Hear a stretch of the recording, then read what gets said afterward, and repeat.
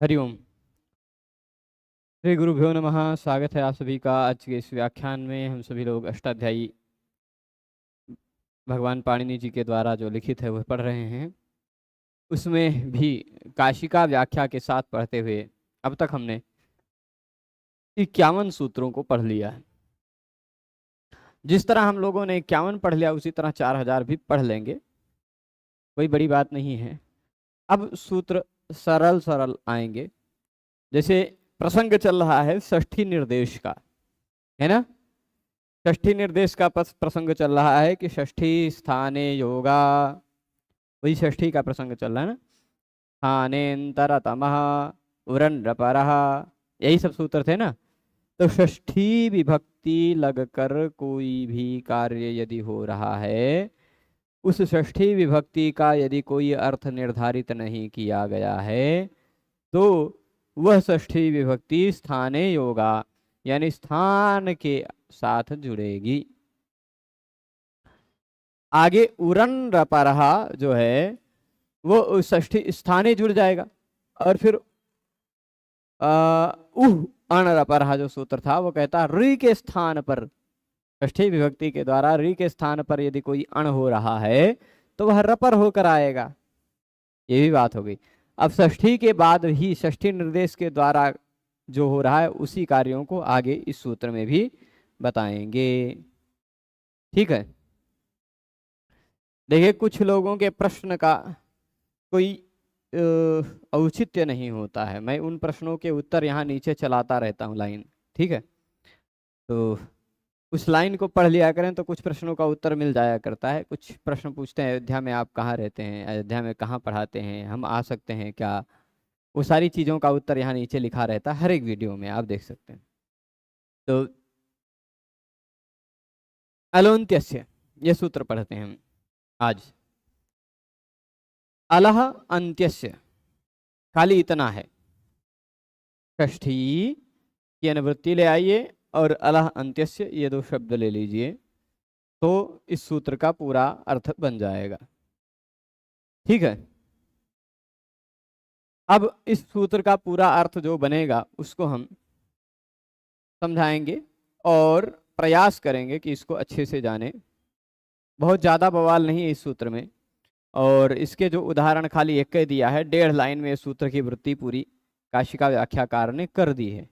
उनके अनुसार ये 1.5 लाइन में ये सूत्र समाप्त हो गया। परंतु आपको केवल यही 1.5 लाइन नहीं समझना, इसमें बहुत सारी बातें हैं जो समझनी है। अलोन्त्यस्य सूत्र में लिखा है षष्ठी निर्दिष्टस्य यह उच्यते आदेशः सोन्त्यस्यालः स्थाने वेदितव्यः। मतलब क्या है, ए प्रभु बड़े हो जाओ। हाँ, षष्ठी निर्दिष्टस्य यह उच्यते उच्यत आदेशः, षष्ठी निर्दिष्ट के स्थान पर जो आदेश कहा जाता है सोन्त्यस्यालः स्थाने वेदितव्यः, सोन्त्यस्यालः स्थाने वेदितव्यः मतलब षष्ठी निर्दिष्ट का जो आदेश होता है वह आदेश अंतिम अल के स्थान पर होता है। अब इस सूत्र में जितने शब्द हैं पहले वह समझते हैं। इस सूत्र में केवल 2 शब्द हैं, है ना। केवल 2 शब्द हैं। कौन से हैं वो 2 शब्द? एक है अलह, दूसरा है अंत्यस्य। ठीक है ना। एक है अलह, दूसरा है अंत्यस्य। इसी तरह का सूत्र अगला सूत्र भी रहेगा, जो सूत्र नीचे मिलेगा आपको। ठीक, यहां षष्ठी और स्थाने इन दोनों की अनुवृत्ति आ रही है, षष्ठी और स्थाने इन दोनों की। तो यहां हम ऐसा लेते हैं अर्थ, अलोन्त्यस्य को पहले तोड़ते हैं। तो 1 मिनट, आज लेखन ही ले आए हैं जेब में धर के, गलती से चला गया था, आज चला आया है मेरे साथ।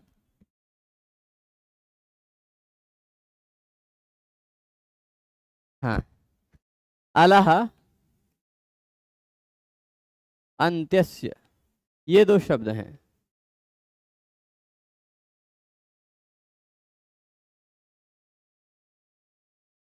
तात्पर्य क्या है? अंतिम अल के स्थान पर, अंतिम अल के स्थान पर, अलह अंत्यस्य का इतना ही अर्थ है।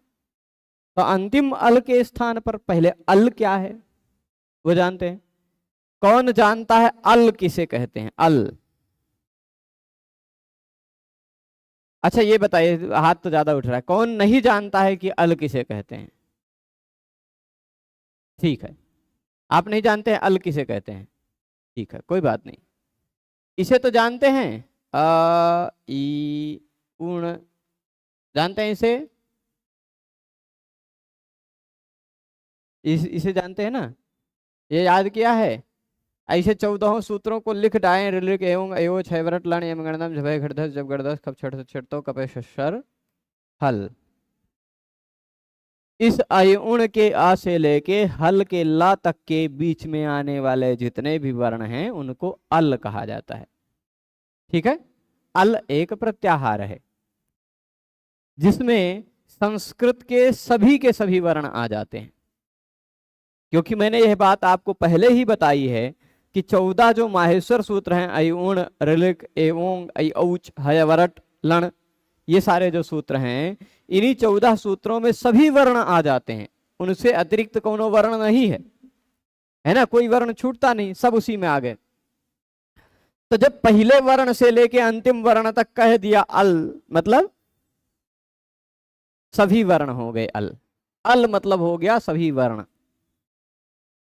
संस्कृत जगत के का कोई भी वर्ण है वह अल है, ऐसा हम निश्चित निस्संदेह कह सकते हैं ना, क्योंकि चाहे अ है वो भी अल है, ई है वो भी अल है, उ है वो भी अल है, अल के अंतर्गत तो सभी हैं, है ना। तो अलह अंत्यस्य का क्या तात्पर्य हुआ? अंतिम वर्ण के स्थान पर। अल मतलब कोई भी वर्ण जब अल है, जब कोई भी वर्ण अल है तो हम अल को वर्ण कह सकते हैं ना, अल मतलब सभी वर्ण, तो अल मतलब वर्ण कह सकते हैं ना। तो अंतिम जो वर्ण है उसके स्थान पर होगा यह अलह अंत्यस्य का अर्थ हुआ। ठीक है, क्या होगा? तो यहां आप जानते हैं षष्ठी की अनुवृत्ति आ रही है और स्थाने की। ठीक, तो षष्ठी विभक्ति के द्वारा, षष्ठी विभक्ति के द्वारा पूरे व्याकरण में कोई भी कार्य हो रहा हो, षष्ठी विभक्ति के द्वारा पूरे व्याकरण में कोई भी कार्य हो रहा हो, वह कार्य किसके स्थान पर करना है यह निश्चित न हो तो आप अंतिम वर्ण के स्थान पर करें वह कार्य। यह इस सूत्र का तात्पर्य है। ठीक है, षष्ठी विभक्ति के द्वारा किसी के भी स्थान पर कोई भी कार्य हो रहा हो, वह कार्य यदि निश्चित न हो कि किसके स्थान पर करना है तो अंतिम वर्ण के स्थान पर कर डालें। ये ठीक है, ये निर्धारण करने के लिए भी सूत्र है, इसीलिए परिभाषा सूत्र है। देखिए, षष्ठी निर्दिष्ट से यह उच्यते, षष्ठी निर्देश के द्वारा जो कोई भी कार्य कहा जाता है, उच्यते मतलब कहा जाता है, षष्ठी निर्देश के द्वारा जो कोई भी कार्य कहा जाता है। अब कैसे पता चले षष्ठी निर्देश? देखिए, इद गोण्याह, यहां उदाहरण दे रहे हैं, इद गोण्याह, यहां गोण्याह में षष्ठी लगी है, नद्याह की तरह, गुणी गोण्याह, है ना। तो ये षष्ठी निर्देश के द्वारा जो ई हो रहा है वह गोणी के अंतिम वर्ण के स्थान पर होगा, ये मतलब होगा। ठीक, एक सूत्र और दादा दादी पढ़े होंगे आप, हो सकता है ये सूत्र जरूर पढ़े होंगे, अल तो मिटा देता हूं मैं, यह सूत्र आपने जरूर पढ़ा होगा, त्यदा दी नाम आह, ऐसा है, यद्यपि मह लिखा है पर मैं तोड़ कर लिखा हूं, त्यदादि नाम आह। ठीक, त्यदादि नाम सूत्र है सर। तो इस सूत्र में यह त्यदादि नाम शब्द में षष्ठी विभक्ति लगी है कि नहीं? रामानाम, बालकानाम, पुस्तकानाम इत्यादि की तरह त्यदादि नाम है ना, हरिनाम, हरिनाम की तरह। तो त्यदादि नाम यह षष्ठी विभक्ति का रूप है। इस षष्ठी विभक्ति के द्वारा जो कार्य किया जा रहा है त्यद आदि शब्दों के स्थान पर, इस सूत्र का अर्थ क्या हुआ? त्यद आदि शब्दों के स्थान पर, त्यद आदि नाम मतलब षष्ठी विभक्ति लगी है तो स्थाने अर्थ लिया जाएगा कि नहीं? षष्ठी स्थाने योगा ने कहा पूरे व्याकरण में किसी भी सूत्र में कहीं भी षष्ठी विभक्ति लगी हुई हो और उसका अर्थ विशेष न निर्धारित हो तो वहां हमें स्थाने जोड़ देना है। तो त्यदादि नाम का मतलब क्या हो गया? त्यदादि नाम स्थाने, ऐसा जोड़ देना है ना? त्यदादियों के स्थान पर त्यद आदि जो शब्द हैं, त्यद तद यद एतद अस्मद युष्मद इत्यादि जो शब्द हैं उन शब्दों के स्थान पर अ हो जाएगा। अब आप बताइए, यह शब्द है तद, तद शब्द के बाद सु प्रत्यय लगा है तो त्यदादि नाम अह कहा, तद के स्थान पर अ हो जाए। तब आप बताइए तद को पूरे तद, प्रश्न यही उठता है कि पूरे तद के स्थान पर आ हो कि केवल त के स्थान पर आ हो कि द के स्थान पर आ हो, यह प्रश्न उठता है कि नहीं? तो जो षष्ठी विभक्ति के द्वारा कार्य किया जा रहा है वह कार्य यदि निर्धारित नहीं किया गया है तो अंतिम वर्ण के स्थान पर होगा। अंतिम वर्ण था द था, उसके स्थान पर आ गया अ। यही होता है अलोन्त्यस्य का तात्पर्य। ठीक है, आपने यदि लघु कौमुदी पढ़ी है तो वहां भी यह अलोन्त्यस्य सूत्र आया है। जब सुधी उपास्य हम बनाते हैं, क्या बनाते हैं?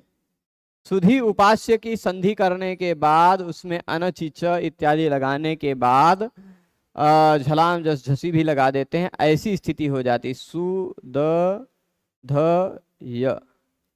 अब तीन व्यंजन वर्ण एक साथ आ गए।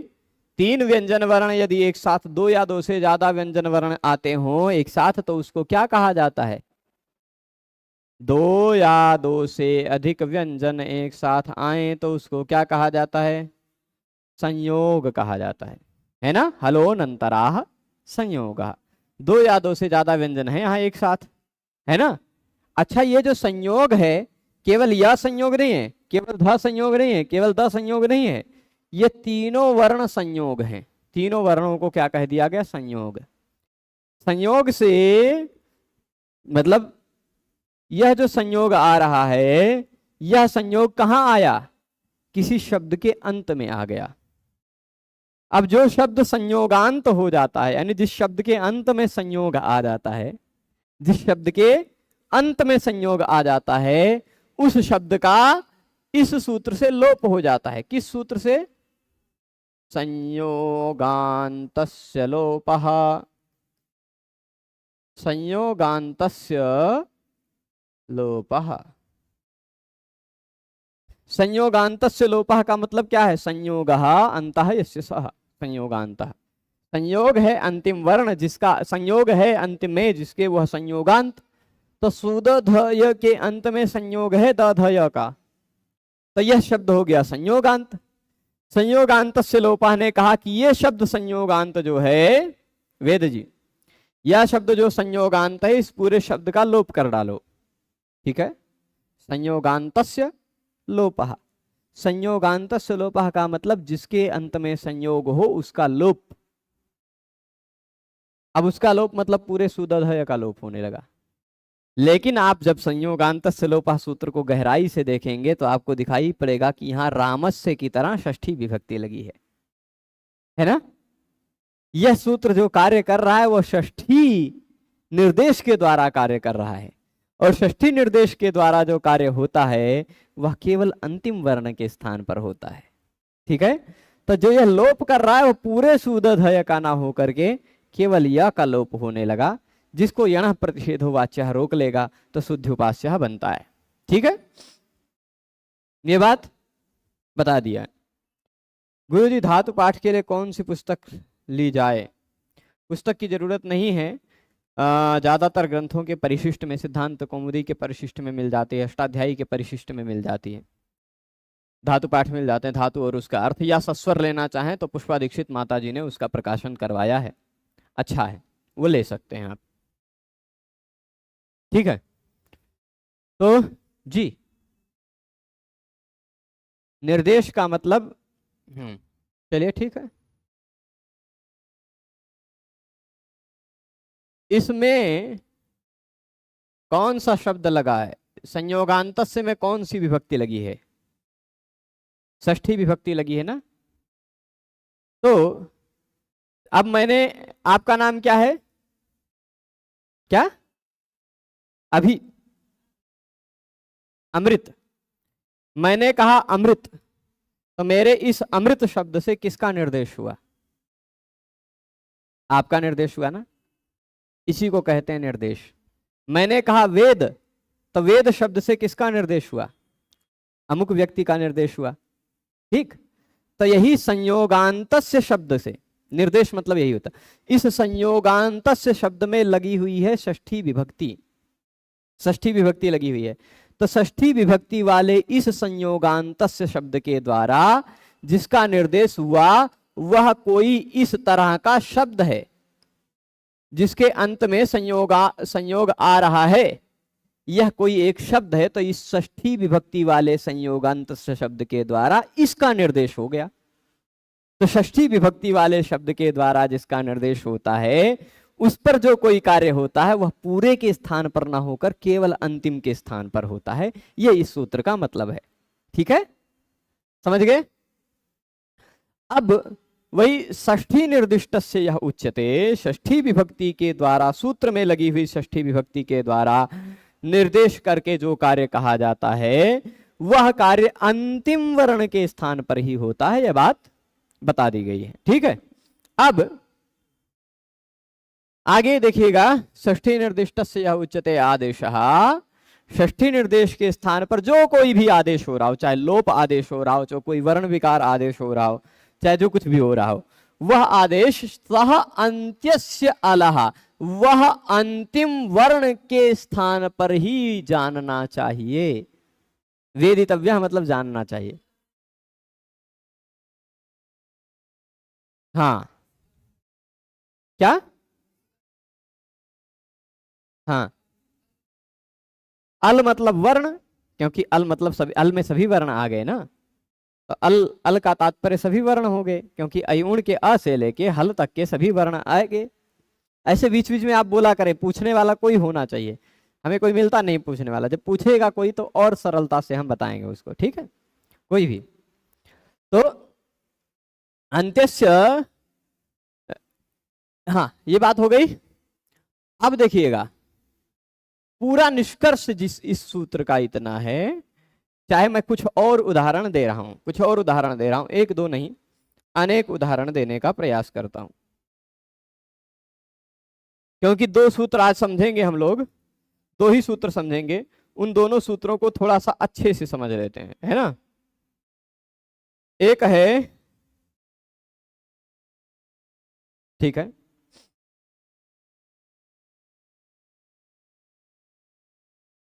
यह सूत्र आप पढ़ेंगे,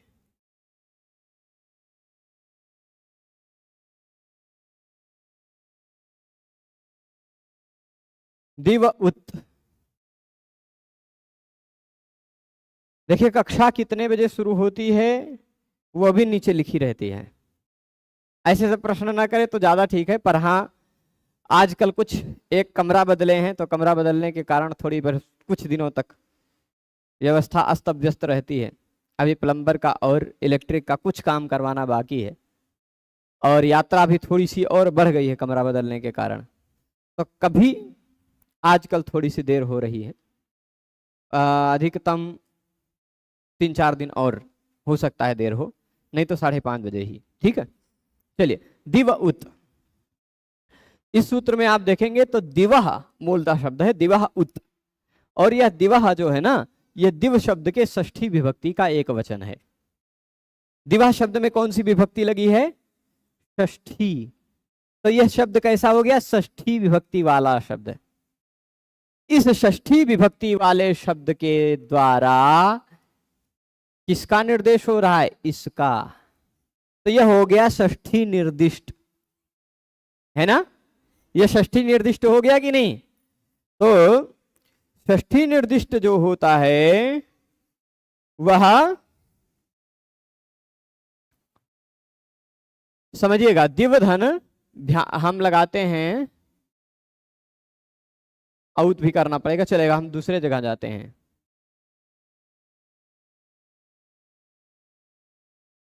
भ्याम भीस, भीस लगाते हैं, ठीक है, भीस प्रत्यय लगा दिया हमने। भीस नहीं लगा करके भ्याम ही लगाते हैं, क्योंकि आगे कौनो काम न करना रहे, आसान रहे।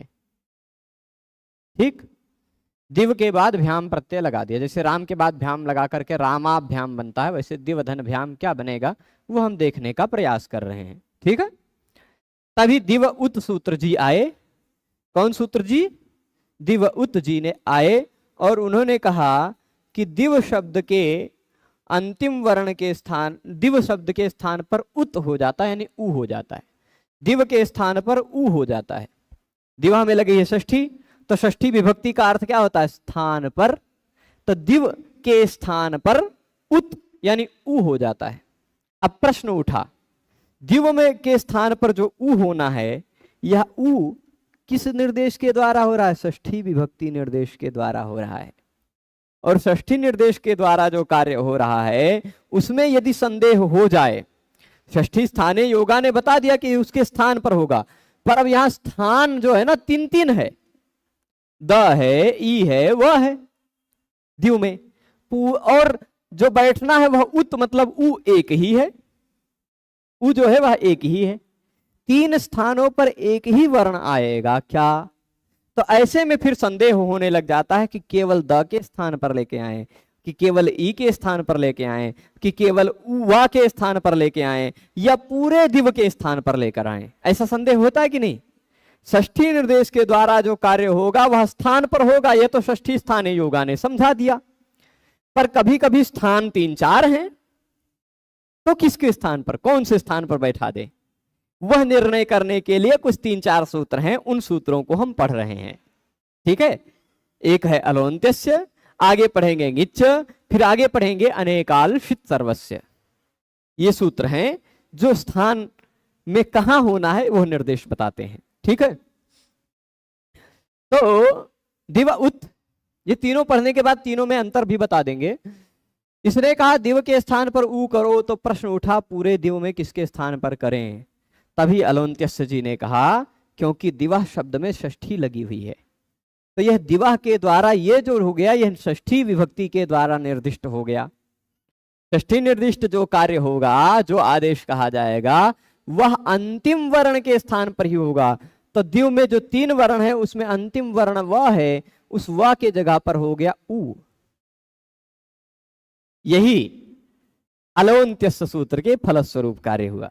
यदि अलोन्त्यस्य सूत्र नहीं होता तो पूरा दिव चल बसता, उसके जगह पे ऊ आ जाता, पूरे दिव के स्थान पर ऊ आता, क्योंकि दिव उत कहा है। ठीक है, और बार बार पाणिनि भगवान को अंत्यस्य कहना पड़े तो यह भी ठीक नहीं है। त्यदादि नाम अह कह दिया उन्होंने, तो अब आप समझ लीजिए कि त्यद आदि शब्दों के अंतिम वर्ण के स्थान पर आ होगा, है ना। उन्होंने दिव उत कह दिया तो आप समझ लीजिए कि दिव के अंतिम वर्ण के स्थान पर ऊ होगा। वो जहां जहां षष्ठी लगा दें वहां आप यदि कई स्थान वाले हैं, स्थान जो है वह कई हैं, तो अंतिम के स्थान पर करें, यह उन्होंने बता दिया एक बार। बार बार एक बार बताने से क्या हो गया, एक बार अलोन्त्यस्य सूत्र उन्होंने बना दिया, तो बार बार उन्हें अब अंत्यस्य कहने की जरूरत नहीं है। नहीं तो दिव उत सूत्र में उन्हें कहना पड़ता दिवो अंत्यस्य उत, त्यदादीनाम अह में उन्हें कहना पड़ता त्यदादीनाम अंत्यस्य अह, कहना पड़ता कि नहीं? बहुत जगह पर उन्हें अंत्यस्य शब्द का प्रयोग करना पड़ता, पर यहां एक ही बार बता करके वह सारे काम कर ले रहे हैं। ये भगवान पाणिनि की शैली है। ठीक है, कह दिया कि आगे कहीं भी हम और कुछ उदाहरण देते हैं। संयोगांतस्य लोपः तो हमने देख ही लिया है ना। और भी हैं बहुत सारे कार्य। क्या? हाँ जी, जहां भी षष्ठी विभक्ति लगा हो, उस षष्ठी विभक्ति का कोई संबंध निर्धारित न हो, वहां हम षष्ठी विभक्ति के साथ अर्थ में स्थाने ले लेंगे। पर स्थाने ले लिए, ठीक, इको यणचि में हम इकह का अर्थ ले लिए स्थाने, पर जो इक है वह कोई एक ही वर्ण होगा। इक जो है वह तो कोई एक ही वर्ण होगा ना। इक मतलब ई उरिल, इक तो कोई एक वर्ण के स्थान पर काम करने को कह रहे हैं, तो वहां समस्या नहीं है। परंतु दिव उत कह दिया तो दिवह में द ई व तीन तीन वर्ण है, किसके स्थान पर करेंगे आप, है ना। त्यदादि नाम अह कह दिया, त्यद आदि शब्दों के स्थान पर, तो त्यद में त य अ द चार वर्ण है, किसके स्थान पर करेंगे आप। युष्मद में तो और ज्यादा वर्ण है, य उ श म अ द अ, किसके स्थान पर आप कार्य करेंगे, है ना। तो वह ऐसे जगहों पर निर्धारण करने के लिए भगवान पाणिनि ने सूत्र बना दिया अलोन्त्यस्य। जो कोई भी कार्य षष्ठी विभक्ति के द्वारा बोला जाए वहां किसके स्थान पर होना है यह निश्चित ना हो पाए तो आप अंतिम वर्ण के स्थान पर वह कार्य कर लीजिए। स्पष्ट है। जैसे यहां दिखाया इद गोण्याह, एक ही उदाहरण दिया, इद गोण्याह। सूत्र निकाल लीजिएगा, 1 2 50, ठीक है। 1 2 50 ये सूत्र निकालेंगे इद गोण्याह, तो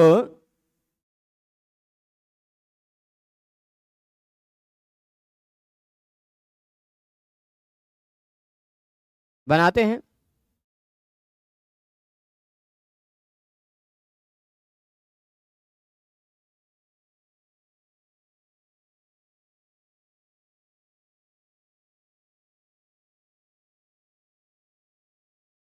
ठीक है, हम पूरा पंचगोणी और दशगोणी शब्द बनाते हैं।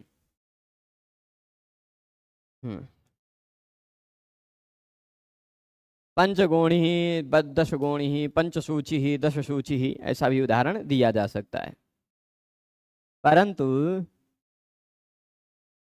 देखिएगा, पंचभिः गोणीभिः क्रीतः इति पंचगोणी, ऐसा कहते हैं। तो पंच शब्द का गोणी शब्द के साथ समास हो जाएगा तो पंचगोणी है, ठीक है। पंचगोणी ऐसा है। पंच शब्द का गोणी शब्द के साथ समास हो गया तो अब ये गोणी जो है ना, पहले के समय में चलने वाला कोई धन हो सकता है। हो, मैं एक बार कंफर्म कर लेता हूं ये गोणी क्या है, कितनी मात्रा होती थी, क्योंकि पहले के समय में गोणी दे करके कुछ खरीद लिया जाता था, तो वह कितना होता था, है ना। यह भी एक बार कंफर्म करके बता दें। कोई कपड़ा है, गोणीम जनेन स्म निघातमुद्घातमनुक्षणं नोक्षतर प्रतीक्षति, शब्दादि गुणात जातः गौणः, ठीक है। धान्य इत्यादि को ढोने के लिए जो आधार रखा जाता है उसको गोणी कहा जाता है, ठीक है। और वैदिक परिभाषा के अनुसार द्रोणी के बराबर होता है। जैसे विडाल नकुलोष्ट्राणाम चर्म गोण्याम मृगस्य च वा प्रवेश वेद्वा, वो मुझे लगता है माश षट्काक्ष बिल्वानी कुडवः प्रस्थमाढ़कम राशिर्गुणी खारिका च यथोत्तर चतुर्गुणा, एक शार्ंगधर संहिता का मिला है। उसके अनुसार माश उड़द के आकार के बराबर होता होगा, उसका 4 गुना टंका होता है, उसका 4 गुना अक्ष होता है, उसका 4 गुना विल्व होता है, विल्व बेलपल के आकार का, और उसका 4 गुना कुडव होता है, उसका 4 गुना प्रस्थ होता है, उसका 4 गुना आढ़क होता है, और उसका 4 गुना राशि होता है, और उसका 4 गुना गोणी होता है, उसका 4 गुना खारिका होता है, ऐसा भी कहा गया है। अथवा गोणी सूर्पद्वयम विद्यात, सूप होता है ना, सूप, सूप में अनाज भरते हैं, 2 सूप भर का अनाज गोणी कहलाता है, ऐसा भी एक जगह उल्लेख मिला है। ठीक है, 2 सूप के बराबर मान, तो इद गोण या 5 गोणी मतलब 10 सूप के बराबर वस्तु से 10 सूप कोई वस्तु दे दी। पंचगोणी, 5 गोणी मतलब 1 गोणी हो गया 2 सूप, और 5 गोणी मतलब 10 सूप के बराबर हो गया। तो उस सूप मतलब वो पीने वाला हो सकता है, कुछ लोग और अलग अलग क्षेत्र के हों तो न जानते हों सूप, पर अपने यहाँ के लोग जानते हैं। कौन है इनमें से, कौन है जो सूप नहीं जानता है? हो सकता है कोई लोग पीने वाले सूप को समझने लगे, है ना, वो अंग्रेजी वाला सूप है। संस्कृत में भी सूप है वैसे, दूसरा वाला दाल को सूप कहा जाता है, पर यहाँ सूप मतलब एक ऐसा प्रकार का पात्र होता है जिसमें अनाज को रख करके ऐसे ऐसे हिलाते हैं, तो ऐसे ऐसे भी करते हैं, तो वो सफाई करने का काम करता है अन्न के, है ना, अलग अलग फटक नहीं है, फटकने का कार्य करता है, उसी को सूप कहा गया। 2 सूप के बराबर का अन्न जो होता है उसको गोणी कहा गया है।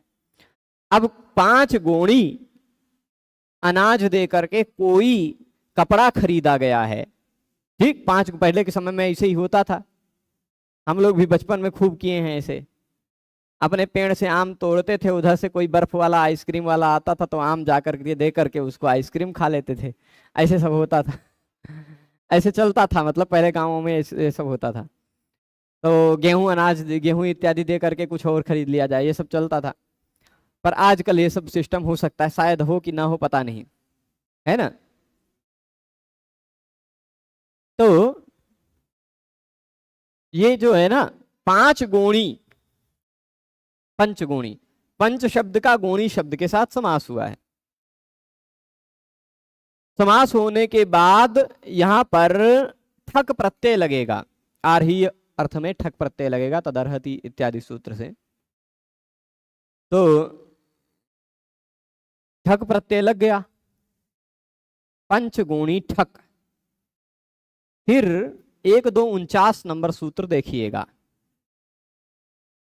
49 नंबर सूत्र, इससे पहले वाला, लुक तद्धित लुकी। तद्धित लुक जहां हुआ हो वहां अंतिम वर्ण का लुक होने लग जाता है। अच्छा, और फिर पहले भी है, लुक हो जाएगा, ठक प्रत्यय का लुक हो जाएगा, ठक प्रत्यय गायब हो जाएगा। ठीक, यहां लगा हुआ, इसके बाद लगा हुआ ठक प्रत्यय गायब हो गया। पर ठक प्रत्यय गायब हुआ हो, तद्धित प्रत्यय यदि गायब हुआ हो तो गोणी के स्थान पर ई हो जाया करता है, इद गोण्याह सूत्र ने कहा। इस इद गोण्याह सूत्र को आप देखेंगे तो इस सूत्र से पहले आपको ये शब्द दिखाई पड़ रहा होगा, तद्धित लुकी, दिख रहा है ना, तद्धित लुकी, है ना। तो जहां तद्धित का लुक हुआ हो, क्या हुआ हो, तद्धित प्रत्यय गायब हो गया हो जहां से, वहां यदि गोणी दिखाई पड़ रहा हो तो गोणी के स्थान पर इद, ई हो जाता है। अब गोणी के स्थान पर ई होना, गोण्याह में षष्ठी लगा है, तो हम गोण्याह में षष्ठी लगाए तो षष्ठी स्थाने योगा के सहयोग से हमने गोण्याह का मतलब गोणी के स्थान पर, ऐसा अर्थ ले लिया, कोई समस्या नहीं। पर गोणी के स्थान पर ई होना है, यहां समस्या हुई कि गोणी में 4 वर्ण है, ग, ओ, ण, ई। इन चारों में से जो ई होना वह किसके स्थान पर हो, केवल पहले वर्ण ग के स्थान पर हो, या केवल अंतिम वर्ण ई के स्थान पर हो, या पूरे गोणी के स्थान पर हो, कहां हो ये ई, ऐसा प्रश्न उठ रहा है ना। उस प्रश्न का समाधान यह सूत्र है कि जहां निर्धारित ना हो किसके स्थान पर वह कार्य होगा, षष्ठी के द्वारा किया जा रहा कार्य, वह कार्य आप वहां पर अंतिम वर्ण के स्थान पर करो। तो गोणी में जो अंतिम वर्ण क्या है, ई, उसके स्थान पर हो जाएगा ई, तो बन जाएगा पंचगोणी ही, ई वाला हो गया। इसके बाद हरि का जैसे हरि ही बना लेते हैं वैसे गोणी का गोणी ही बना लीजिएगा, प्रथमा विभक्ति एक वचन में, ठीक है, दशगोणी, इसी तरह वो ही बन जाएगा इद गोण्याह सूत्र से। तो षष्ठी विभक्ति के द्वारा कोई आदेश यदि किया जा रहा हो तो वह आदेश अंतिम वर्ण के स्थान पर ही होता है। यह अलौंत्यस्य सूत्र का अर्थ हुआ। अच्छा, यहाँ ढक प्रत्यय है, ढक गलत लिखा है, ठक होना चाहिए, है ना। अर्हादगो पुच्छ संख्या परिमाणा ठक, ढक यहाँ गड़बड़ लिख के आ गया है, ठक होना चाहिए, ठीक है। तो ठड्ढी का अध्यर्थ पूर्व द्विगोर लुग संज्ञायाम ये सूत्र है ना। अधिपूर्वक अर्धपूर्वक हो अथवा द्विगु समास के बाद लगा हुआ हो तद्धित प्रत्यय तो उसका लुक हो जाया करता है, तो लुक हो गया, पंचगुणी रह गया। वहां इदगुण्या ने अंतिम वर्ण ई के स्थान पर ई कर दिया, बस बन गया पंचगुणी। अब अगला सूत्र है निच। कुछ लोग इसको डिच पढ़ते हैं, डिच। कई बच्चे हमें याद करके अष्टाध्यायी सुनाए हैं तो उसमें कुछ लोगों ने डिच बोला है। ये डिच नहीं है, नीच है, कख ग घ ङ वाला ङ है, नीच, ठीक है। तो इस सूत्र को तोड़ ले, तोड़ देना, ठीक है। यहां पर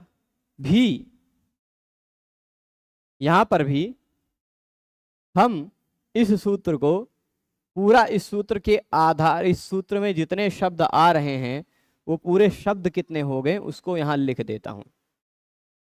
षष्ठी आ रहा है स्थाने गीत सूत्र में दो शब्द हैं, एक गीत दूसरा च, और फिर अलह अंत्यस्य। ये प्रसंगवश पूरा अर्थ हो गया, खत्म इसका अर्थ।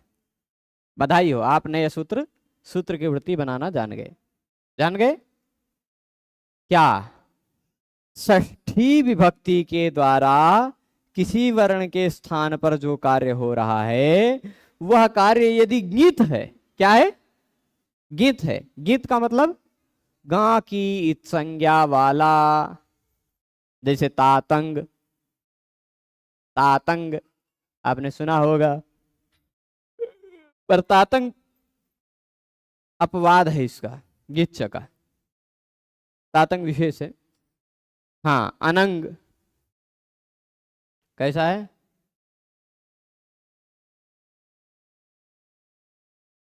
अनंग है ना, आनंग, अवंग, ऐसे ही एक है अवंग, है ना।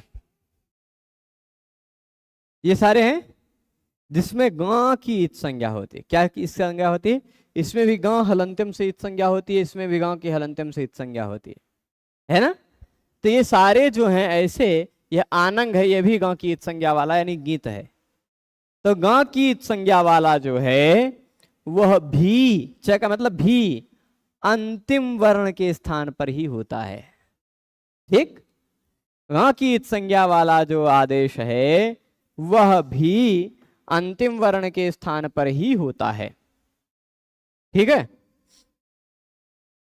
इतनी बात स्पष्ट है। तो गिच ग की इत संज्ञा वाला जो है वह भी षष्ठी के स्थान पर, यदि षष्ठी विभक्ति के द्वारा कोई कार्य हो रहा है वह कार्य गित है, तो गित भी अंतिम वर्ण के स्थान पर ही होगा, यह तात्पर्य है। एक मिनट, कल का ही रखा हुआ गरम गरम जल है, लेकिन ठीक है। हाँ, गिच ये भी षष्ठी निर्दिष्ट यह आदेश कहा था, गिच यह आदेश है। और जो आदेश, अच्छा यहाँ मुझे लगता है षष्ठी निर्दिष्टा की बात नहीं आई है क्या, देख लेते हैं, क्योंकि वृत्ति में इन्होंने नहीं लिखा।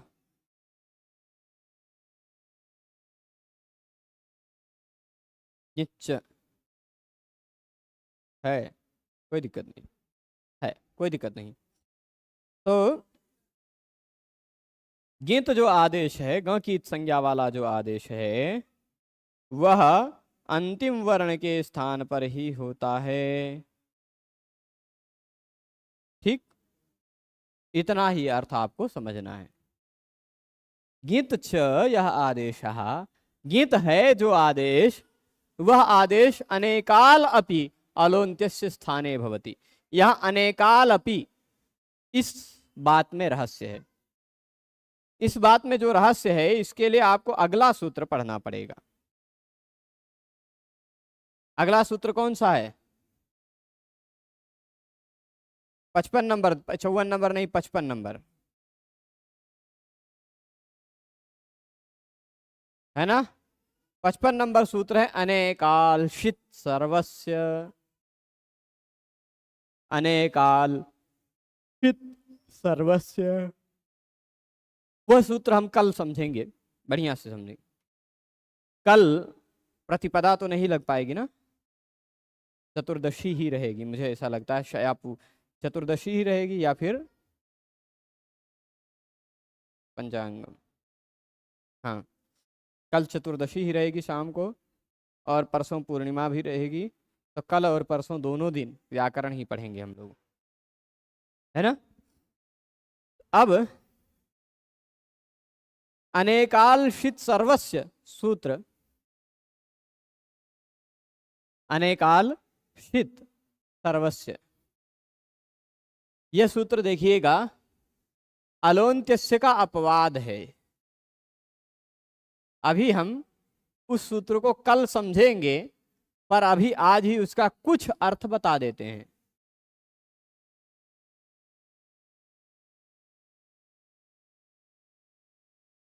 चौवन नंबर या 55 नंबर सूत्र है ना। हाँ, तो अनेकालशित सर्वस्य कहता है कि जो आदेश हो रहा है ना, वह यदि अनेक वर्णों वाला है, अनेक अल का मतलब अनेक वर्ण वाला है, अनेक अल का मतलब क्या हुआ, अनेक वर्ण वाला यदि वह आदेश है, अथवा शित है, श की संज्ञा वाला वह आदेश है, तो वह सर्वस्य पूरे के स्थान पर होगा, अंतिम के स्थान पर नहीं। ठीक, मतलब जो आदेश हम कर रहे हैं, अभी तक हमने पढ़ा था त्यदादीनाम अह, वह त्यद आदि के स्थान पर क्या कर रहा था, अ। कितने वर्ण हैं, एक वर्ण कर रहा था ना। हमने पढ़ा दिव उत, वह क्या कर रहा था, उ। कितने वर्ण हैं, एक वर्ण आदेश कर रहा था। हमने पढ़ा इद गोण्या, वह क्या कर रहा था, गोणी के स्थान पर ई, एक वर्ण कर रहा था।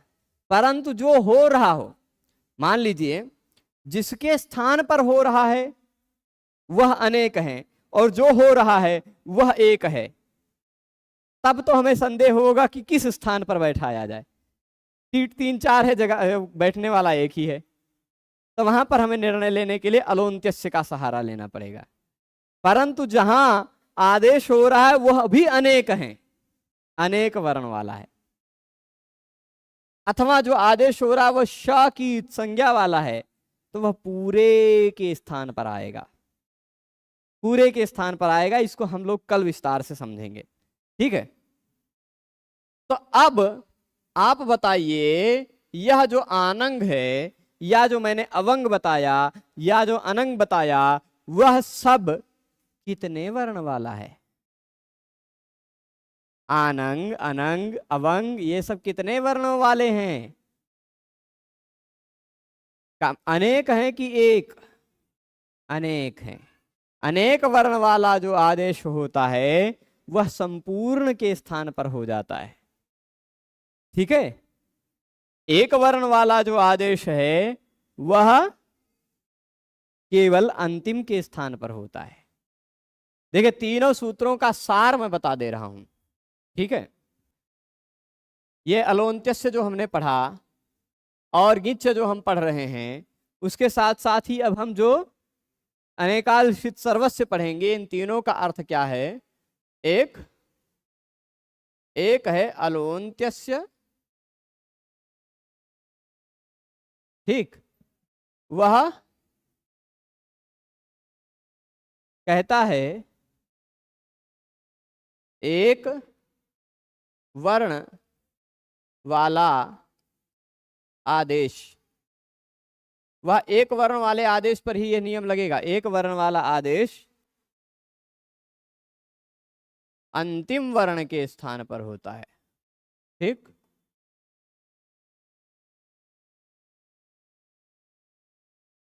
ये हो गया अलोन्त्यस्य। दूसरा, हम पहले वो बाद वाला सूत्र जो अभी पढ़ा नहीं है वो पहले लिख देते हैं, अनेकाल षित सर्वस्य। ठीक, उसका अर्थ क्या है? अनेक वर्ण वाला, अनेक वर्ण वाला या कित, कित मतलब श की इत संज्ञा वाला, जैसे औश है या और कोई है, वह आदेश, कॉमा लगाने की जरूरत नहीं है, आदेश संपूर्ण के स्थान पर होता है, संपूर्ण के स्थान पर। ठीक, लेकिन गीत है तो जो गीत आदेश है वह आदेश एक वर्ण वाला हो या अनेक वर्ण वाला हो। ठीक, एक या अनेक वर्ण वाला हो, चाहे जैसा हो। अन्य कोई एक वर्ण वाला है तो अंतिम वर्ण के स्थान पर होगा, अनेक वर्ण वाला है तो हम आगे सूत्र पढ़ेंगे अनेकाल सर्वस्व, वह पूरे के स्थान पर हो जाएगा। और यदि ग की संज्ञा वाला है तो वह चाहे एक वर्ण का हो चाहे अनेक वर्ण का हो, है ना, वह अंतिम वर्ण के स्थान पर ही होगा। ठीक, यह इसका निष्कर्ष है। तो गिच्छ इसीलिए बीच में रख दिया क्योंकि ये अंतिम के स्थान पर, ये भी अंतिम के स्थान पर, ये बाद पूरे के स्थान पर होता है, तो अंतिम के स्थान वाला सूत्र पहले बता दिया। इसीलिए इस प्रकार के सूत्र को पुरस्ताद अपवाद सूत्र कहा जाता है। क्या सूत्र? पुरस्ताद अपवाद सूत्र। मतलब सामान्य नियम बाद में बताया, अपवाद नियम पहले बता दिया। सामान्य नियम क्या बताया कि अनेक वर्ण वाला आदेश जो है वह संपूर्ण के स्थान पर होगा, वो बाद में आएगा अभी, है ना, 55 नंबर सूत्र पर आएगा। ये सामान्य नियम 55 नंबर सूत्र पर आएगा अनेकाल वाला, लेकिन जो विशेष नियम है वह 53 नंबर सूत्र पर ही आ गया। अपवाद, अपवाद नियम पहले बता दिया, सामान्य नियम बाद में। गिच्छ, ठीक है। तो अब यहां देखिएगा, सो अनेकाल अपि, वह अनेक वर्ण वाला है फिर भी अलोन्त्यस्य स्थाने भवति, अंतिम वर्ण के स्थान पर ही होता है। आनंगृतो द्वंद्वे, आनंगृतो द्वंद्वे, होता पोतारऊ माता पितरऊ। ठीक, होता पोतारऊ माता पितरऊ, ये दो उदाहरण हम लोग समझेंगे। देखिए, मूल रूप से शब्द है होत्री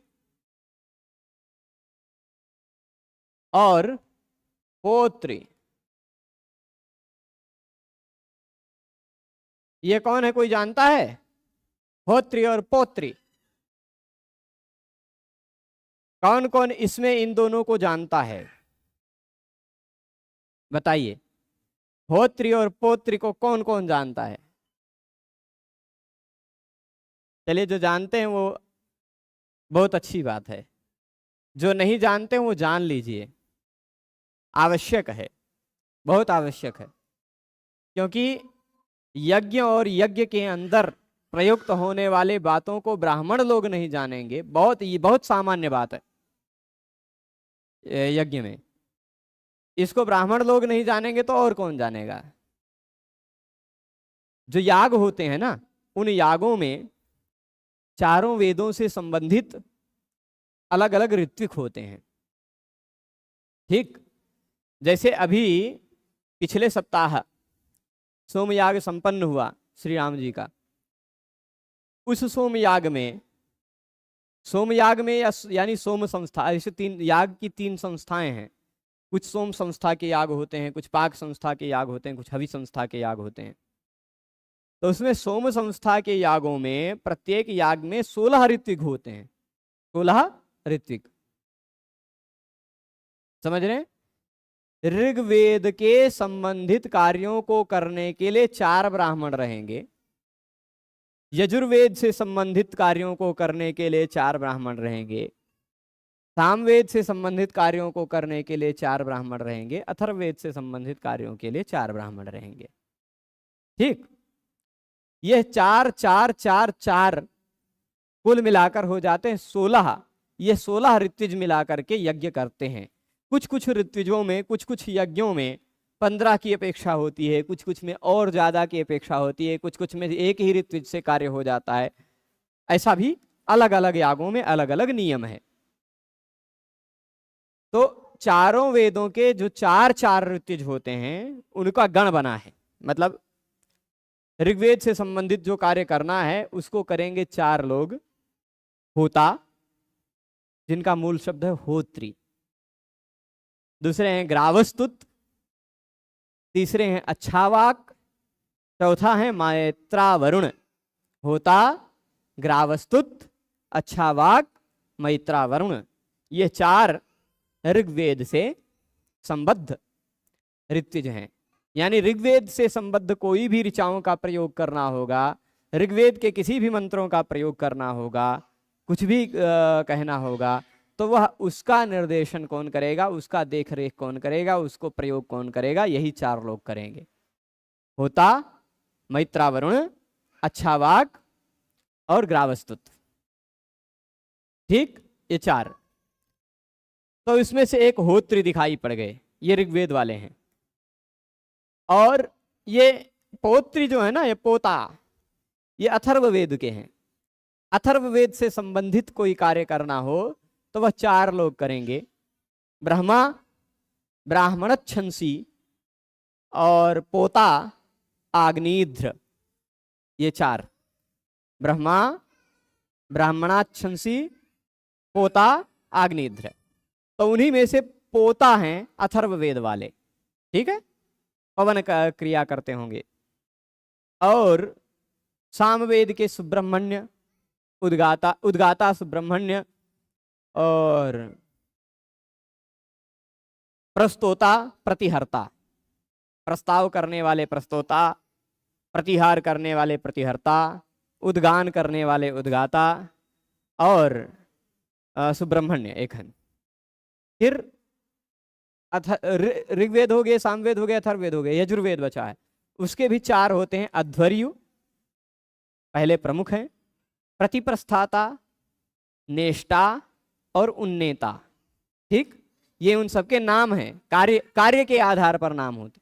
जो उन्नयन करते हैं वो उन्नेता हैं, है ना? ऐसे सबके अलग अलग कार्य विभाजित होते हैं यज्ञों में। तो अब होत्री और पोत्री, होत्री यानी ऋग्वेद के प्रधान ऋत्विज, और पोत्री मतलब अथर्ववेद के 4 ऋत्विजों में से एक। ठीक है, ये भी ऋग्वेद के 4 में से एक हैं, ये अथर्ववेद के 4 में से एक हैं, लेकिन ये ऋग्वेद के 4 में से एक तो हैं पर प्रधान वाले हैं, मुख्य हैं। ये उसमें तीसरे नंबर के हैं, अथर्ववेद वाले में जो 4 में से तीसरे हैं।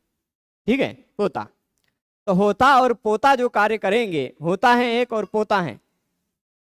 यज्ञ चल रहा है, यज्ञ में 16 ऋत्विज है ना, तो हम बुलाएंगे, 2 लोगों की जरूरत पड़ गई, होता जी पोता जी इधर आइए, होता जी और पोता जी, है ना?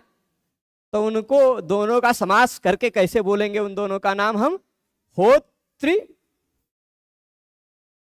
यहां हम बोलेंगे होता पोतारऊ। ठीक, होता पोतारऊ। कैसे बनेगा? ये ऋकारांत 2 शब्द हैं।